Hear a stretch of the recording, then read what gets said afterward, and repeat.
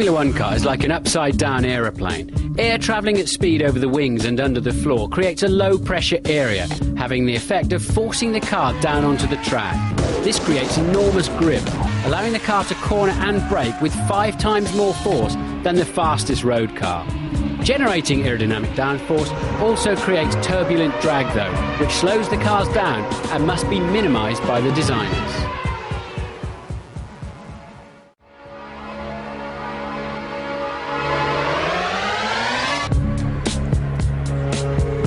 The fastest way around a racetrack is to reduce the angle of every corner by using the full width of the track. Brake and downshift in a straight line and turn in from the edge of the track. Then kiss the curb with the inside wheels at a peak point. This point is called the apex.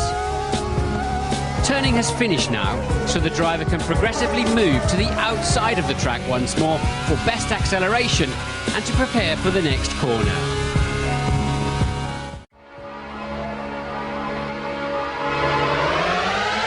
Formula One cars have a minimum weight limit of 605 kilos, including the driver. Driver weights vary by up to 20 kilos, and the cars themselves by even more, depending on the design. Most car and driver combinations are still potentially underweight, needing ballast to reach the minimum limit. Tungsten steel is firmly fixed in the underfloor and the front wing to both help tune the car's handling and keep the centre of gravity low.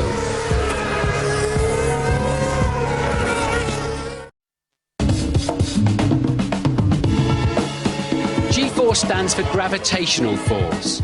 The fastest road cars generate 1G when cornering and braking. Because of aerodynamic downforce and wide slick tyres, F1 cars generate 5G, or 5 times the force of gravity. This puts tremendous strain on both mechanical parts and the driver, especially his neck when controlling his head and crash helmet into a corner or braking zone.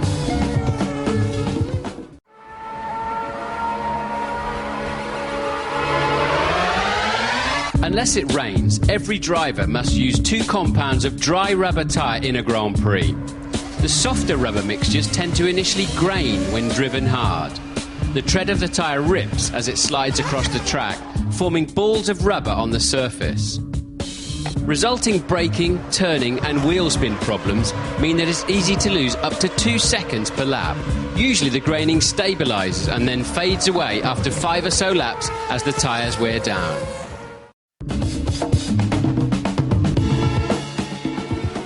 Aerodynamic and mechanical balance is the holy grail of setting up a Formula One car for best performance.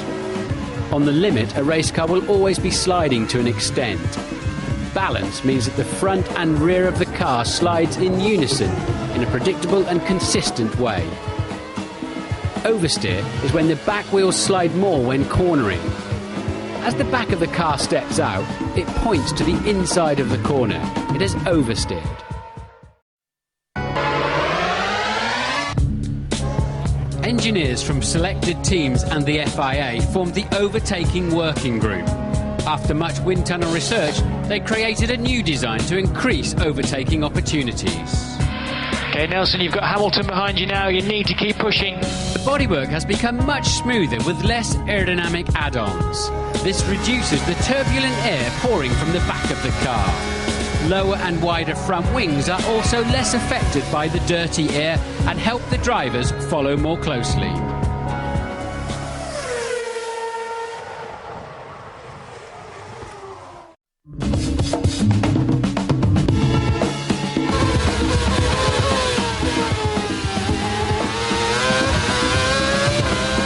It's very narrow in the pedal area of the cockpit of a Formula One car. There's only room for a throttle and a brake pedal. The clutch moves up onto the steering wheel with these paddles. The drivers are just moving little potentiometers. They're not directly connected to the clutch at all. Often they'll release 1 to 50% on the start line, and the final launch will come from the second clutch paddle. The clutch is only used on the start and in the pit lane.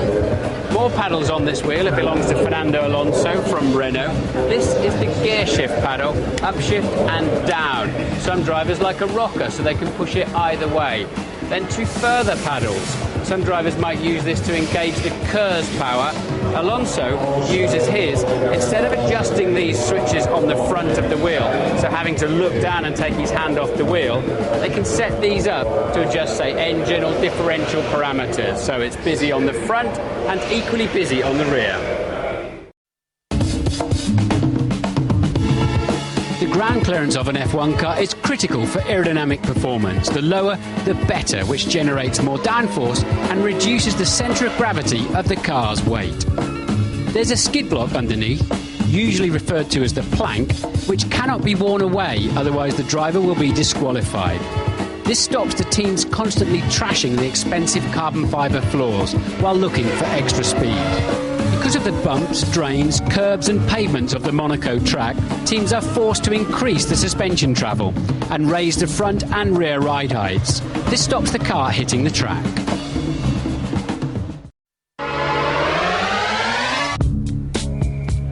Three days before every Grand Prix, each car must pass scrutineering checks for both safety and eligibility. Think of it as a posh MOT. Dimensions and weights are thoroughly checked, and loads are applied to aerodynamic parts to make sure they don't flex too much. Here they are checking the minimum ground clearance, the front wing height, the rear wing overall size, and the total width of the car. Official seals are applied to the engine and gearbox, and only then is the car cleared to race.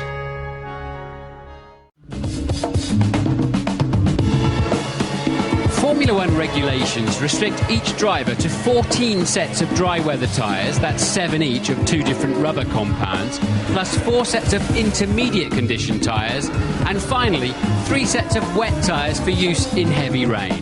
That's 84 tyres in total. They're fitted to small 13-inch diameter wheel rims, so they are very high profile, unlike today's road tyres. The grooves in any tyre are there only to clear water, so the full rubber surface of the slick dry tyre is very grippy.